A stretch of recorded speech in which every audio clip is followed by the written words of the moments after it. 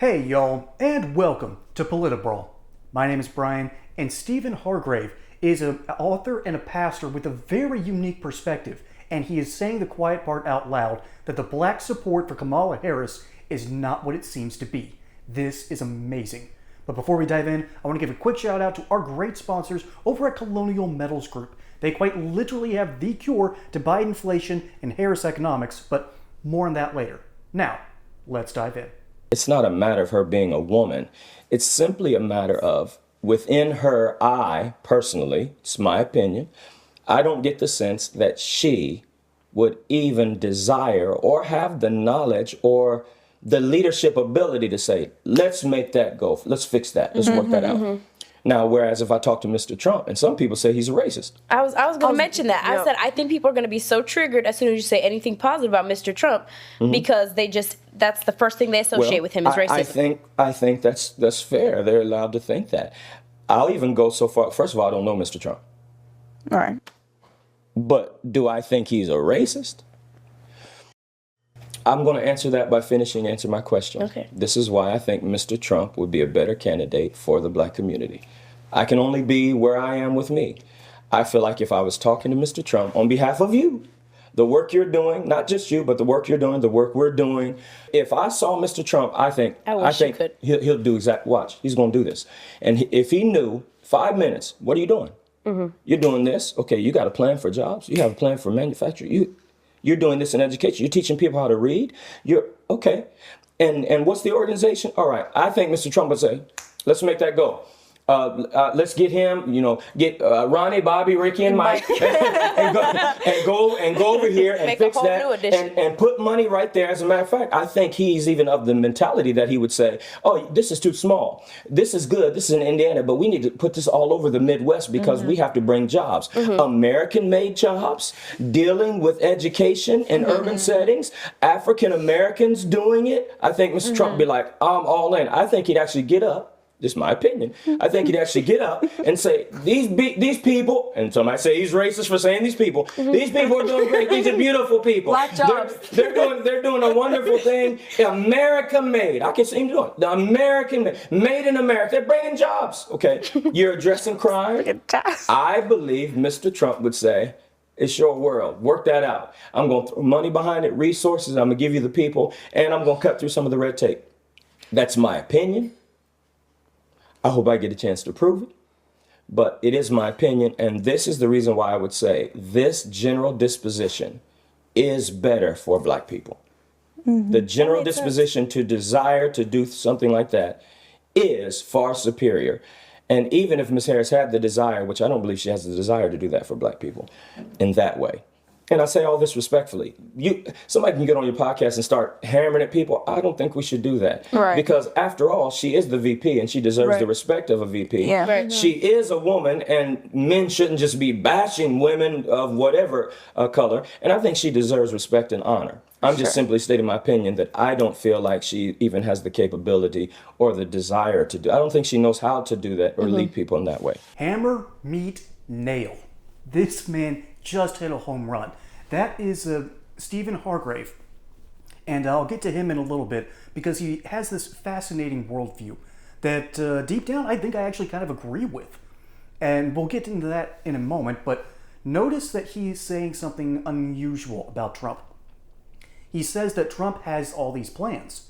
That's technically not true. He's already implemented those plans.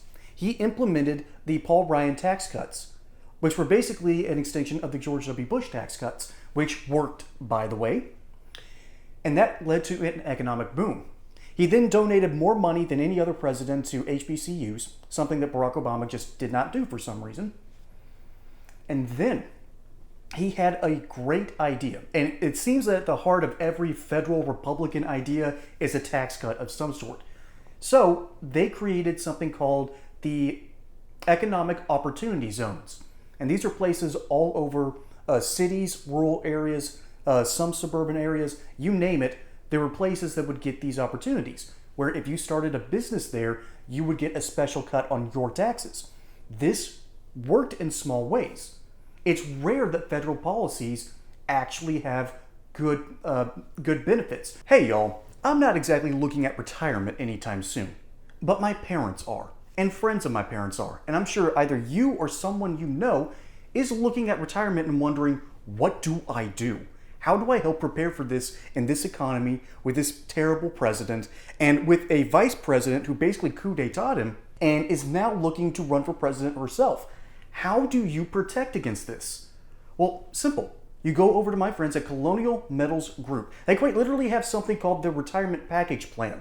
This plan backs your wealth with gold and silver accounts. And furthermore, you will have direct access to these accounts. So you're not at the whims of Wall Street. You're not at the whims of inflation. You are in command of your own destiny. As a bonus, qualified applicants can receive up to $10,000 in free silver, plus a couple of other little goodies that they're going to package up for you, and you're going to be able to protect your wealth and your retirement. So go over to this link in the description below at colonialmetalsgroup.com or call this number 800-203-0422 and see how they can help you prepare for retirement today by backing your account with gold and silver. Don't delay your retirement, folks. Protect the money that you earned with Colonial Metals Group. They're here to help. Remember cash for clunkers?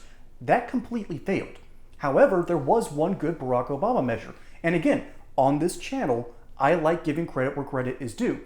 Barack Obama, in order to help out with the housing crisis, came up with the idea that first-time home buyers would get a special interest rate. And my uncle was able to benefit from that. Otherwise, he would still be renting today.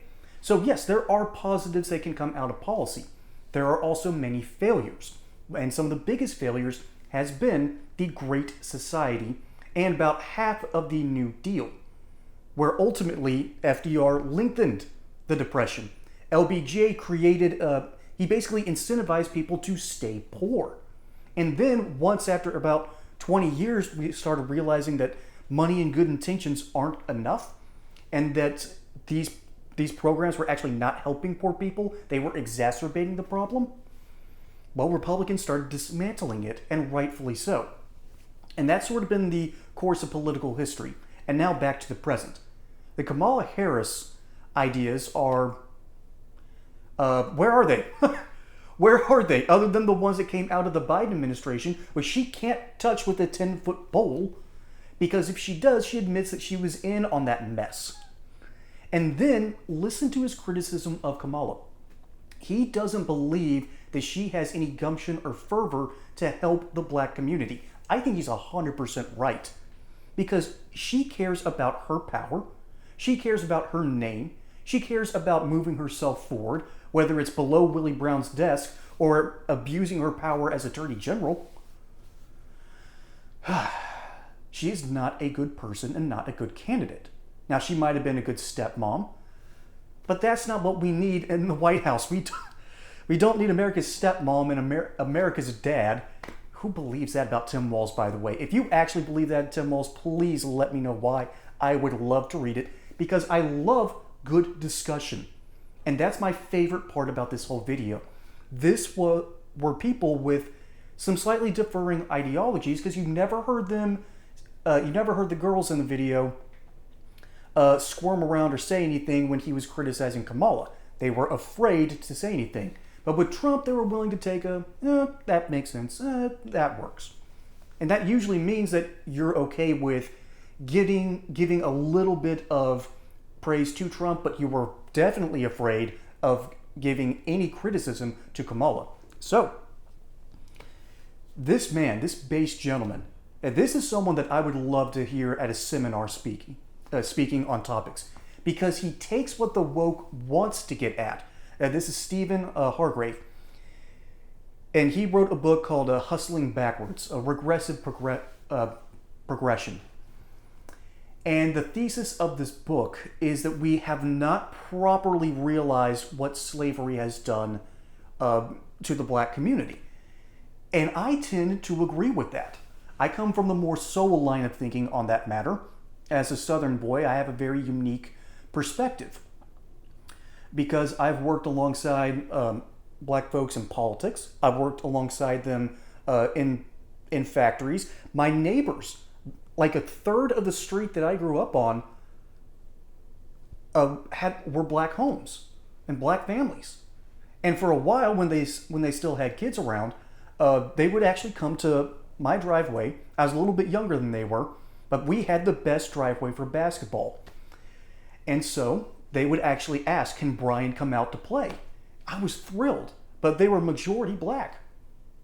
So I've worked along people, I've lived next to them, and I can tell you, this man's ideology, which is essentially we have got to talk about this in a proper light, I think they would all agree with that.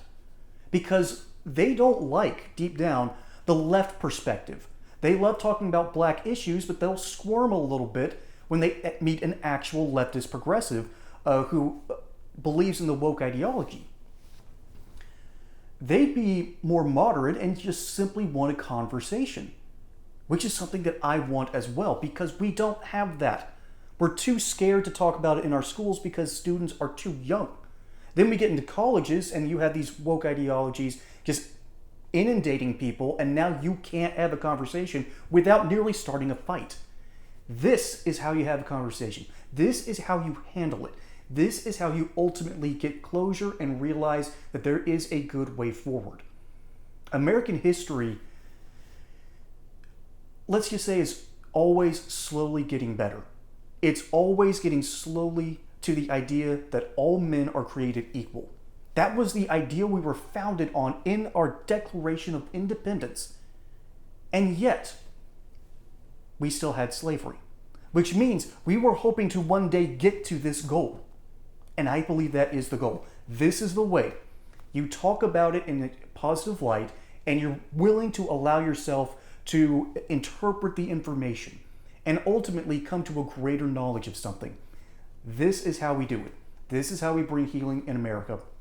And ultimately, when you are, as a black man, and even these black ladies, open to the idea that, yeah, I don't think Kamala Harris has our best intentions at heart, and here's the multitude of reasons why, it's time for people to start talking about what happens when Democrats lose 20% of their traditional voting base. When over 20% of black voters start voting for Republicans.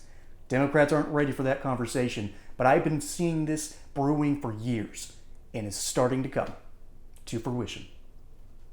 Folks, my name is Brian. Hope you enjoyed that segment here on Politbrawl. Don't forget to like and subscribe. Catch you on the next one, and until then, y'all have a good one.